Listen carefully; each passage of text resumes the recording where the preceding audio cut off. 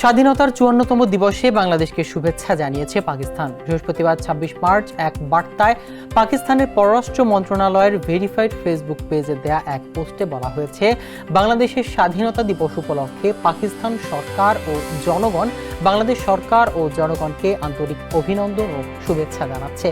পাকিস্তান বাংলাদেশের অব্যাহত শান্তি, অগ্রগতি ও সমৃদ্ধি কামনা করে। দুই দেশের মধ্যে সৌহার্দ্যপূর্ণ সম্পর্ক ও সহযোগিতা আরও গভীর করার আকাঙ্ক্ষাও রাখে পাকিস্তান। এদিকে বাংলাদেশের স্বাধীনতা ও জাতীয় দিবসে শুভেচ্ছা জানিয়েছে ভারতের রাষ্ট্রপতি দ্রৌপদী মুর্মু। স্যান্ডেলিনা সো, রূপচর্চায় আভিজাত্য।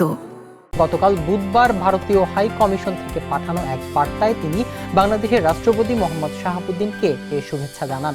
বৈশ্বিক বন্ধু প্রতিম রাষ্ট্রগুলোর মধ্যে মার্কিন পররাষ্ট্রমন্ত্রী মার্কো রুবিও এক বিবৃতিতে বাংলাদেশের জনগণের প্রতি অভিনন্দন জানান।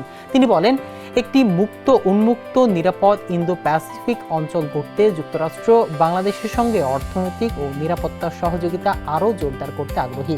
এর আগে ভোরে রাষ্ট্রপতি ও প্রধানমন্ত্রী জাতীয় স্মৃতিসৌধে পুষ্পস্তবক অর্পণের মাধ্যমে শ্রদ্ধা নিবেদন করেন। এ সময় বিউগলের করুণ সুরে বেজে ওঠে শোকের আবহ। সশস্ত্র বাহিনীর একটি চৌকস দল গার্ড অফ অনার প্রদান করে এবং নীরবতা পালনের মধ্য দিয়ে শহীদদের স্মরণ করা হয়।